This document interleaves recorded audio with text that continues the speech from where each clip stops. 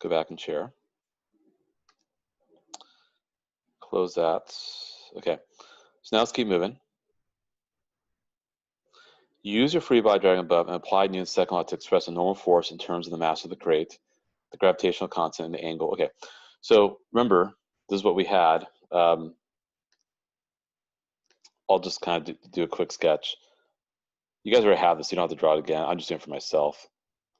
Remember, here's Fn, because we're trying to express normal force. And remember, that was Wy, sorry, W perpendicular. Remember, W perpendicular was W times cosine of 30 degrees. So Fn minus W perpendicular is going to equal 0. That's because there's no I don't want to say vertical motion, but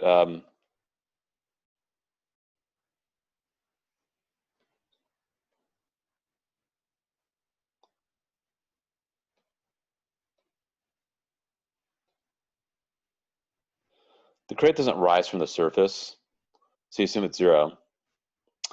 And so Fn will equal W perpendicular, which is going to be W times cosine 30 degrees, which is mg times cosine 30 degrees. So I did in terms of the mass, the gravitational constant, and the angle.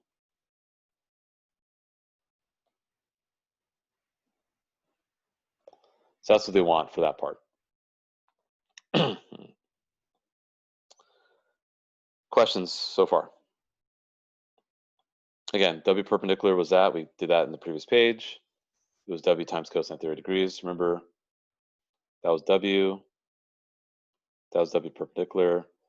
That was W parallel, 30 degrees. So you do a cosine. Now it says compare your free body diagram expression for normal force with other members of the group. I'm doing it with you guys, don't worry about it. Just cross that off. Now, let the crate slide down the ramp. How does the friction force change when the object reaches the bottom of the ramp and goes to the flat part of the track? Clearly explain why this change happens in the relationship you derived above. Okay, so let's actually clear this and let's run through it. Then we'll answer that question, and then I'll put you guys in breakout rooms to do static friction. Let's see here.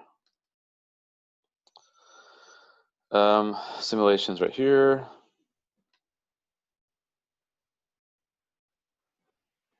Hold on a sec.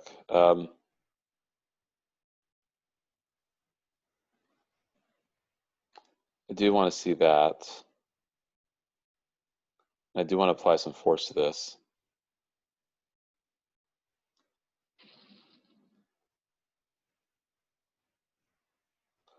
Okay, so let's try this again. Hopefully you guys are so keep your eye on this part of the screen here where it says parallel forces, F applied and F friction. So I'm going to slide up the ramp, right? So it's up the ramp. Okay. Right now, the force due to friction is negative 424. I'm going to let go. It says 254, and it says 294. So let me do it again. Obviously, it was really high because I applied a lot of force. Okay, so I crashed into it. Right when I let go, look at F friction. It's going to change it to 54.611. And then it goes to 294. So I'll do it one more time. Letting go, 254.611, 294. So we're going to say this.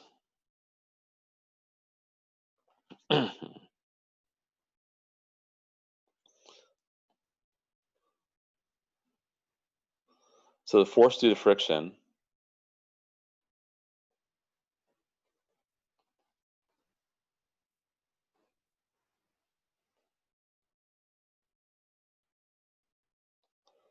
And then the force due to friction was 294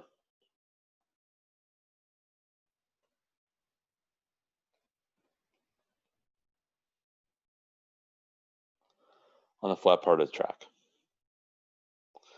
So let's explain why this is happening. And by the way, this is FK, mind you. And actually, let me look at the simulation one more time. So I think we do need the coefficient of friction. Coefficient was set to, so it's right here. The coefficient is set to 0.3. So it's 0.3.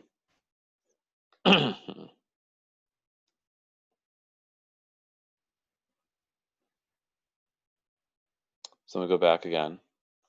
So actually, I should probably, you might want to erase that and call it FK, because that's really what's happening. It's just so it's not confusing. Because you're doing FS in the next part. So at the top of the ramp, remember what FK is? It's mu K times normal force. For the top of the ramp,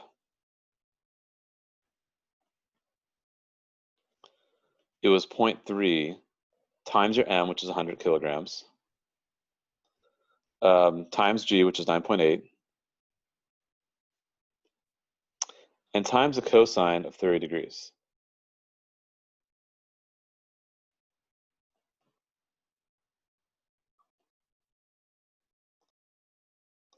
So you're going to calculate all that right now. You should get 254.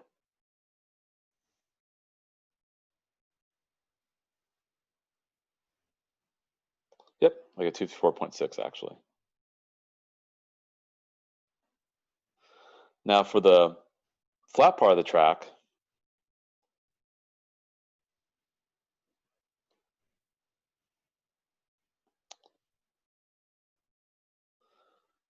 that was just going to equal the weight. So this right here, by the way, was W perpendicular. But this, when you're at the flat part, just W straight up.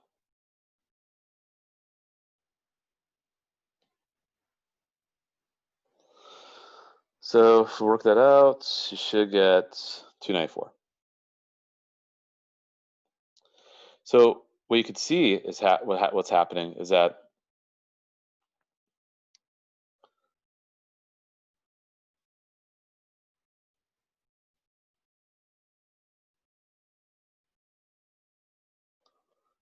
kinetic friction is reduced on an incline. That's what we notice is happening. That's kind of the key takeaway here. Kinetic friction is reduced on an incline. And why that's happening is because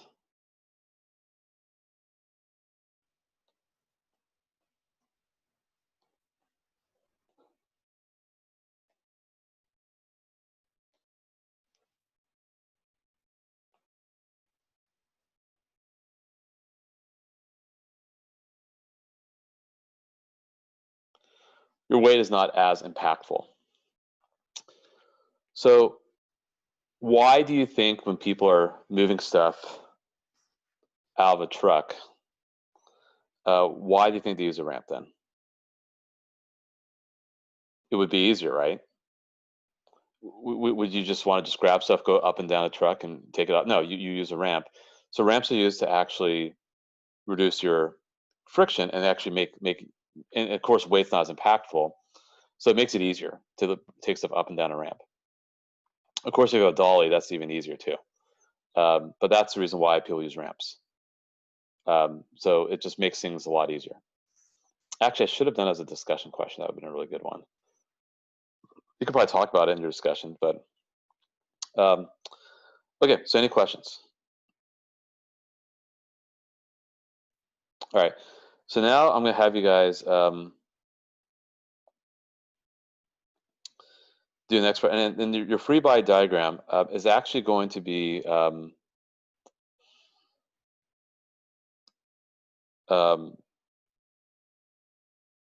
very similar. It shouldn't be that. It shouldn't really be different at all, actually. You're just going to replace FK with FS. So for this here,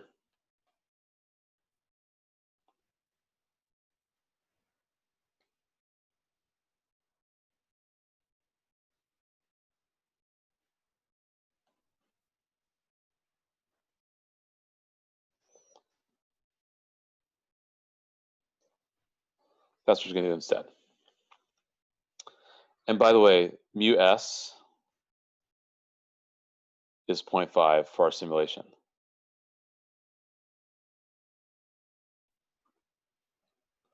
So you're going to draw the same diagram they did in the bottom of page 2, but just replace FK with FS.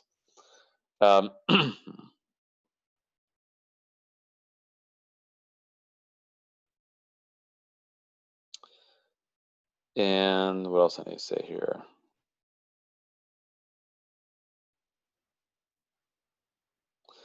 You guys could probably ignore this question for now. I'll do that with you guys because I don't want you guys to get stuck thinking about that. I'll talk about that with you guys, but I want you guys doing the rest of.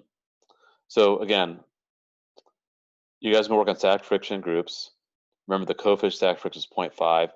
Actually, because you're doing the refrigerator, what is it going to be for the refrigerator? Let me change that. I think it's different.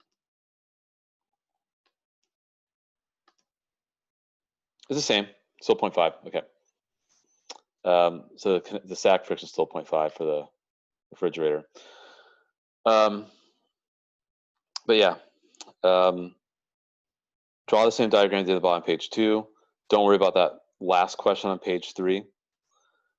Once you draw that diagram, then work through page 4. And then we'll see where you guys are at that point. So I'll put you guys in breakout rooms. We'll do groups of 3, so we'll do 4 groups of 3. I'll check in each group to make sure someone can actually run the simulation, because that would not be good if you can't run it. And I want to make sure that someone can share his or her screen so that people can see. So again, what you're doing is you're drawing your diagram, which is very similar to this, just doing it again. The diagram did here, just copy down here, but replace FK with FS. Don't worry about this question for now. And you're going to go through all this stuff here with you and your group. And I'll hop in the rooms to make sure. So we'll set this for about 30 minutes, I think is good. Hopefully you guys can get to the mystery object. I don't know what that's all about. That'd be kind of cool. It says here, use similar methods to determine the coefficient static friction and show your work here. So we'll see how that goes too. Excuse me. So yeah, so let's do this. So I can stop the recording.